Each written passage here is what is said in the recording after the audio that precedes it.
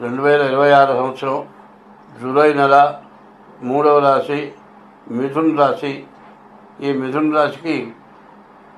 రాశి నుంచి గురువు విజయానికి వచ్చాడు. గురువు ధనాధిపతి అయినాడు. గురువు బుధుడు బాగున్నాడు.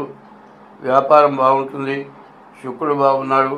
వివాహం కావటం కానీ వివాహంగా అయిన వాళ్ళకి సంతానం కలగటానికి కానీ బాగుంది. కానీ ప్రత్యేకించి చెప్పాలంటే ప్రతి రాశికి కూడా కాలసర్పయోగం కొంచెం దోషం ఉంది.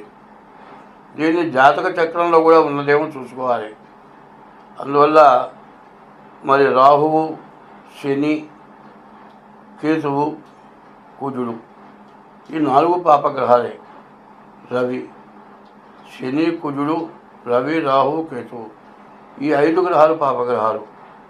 బాగున్న గ్రహాలు శుక్రుడు, గురువు, కేతువు. అయితే రాహుకేతువుల మధ్యలో కేతువు బాగున్నా కూడా రాహుకేతువుల మధ్యలో గ్రహాలు పడ్డాయి కాబట్టి కాలసర్పదోషం వస్తుంది.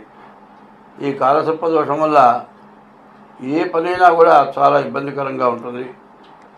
ముందు శని వల్ల కానీ కుజుడి వల్ల కానీ డబ్బు రాదు. వచ్చిన డబ్బు అనవసరంగా ఖర్చు అయిపోతుంది. అవసరానికి డబ్బులు దొరకవు. చేసే వృత్తి పోతుంది.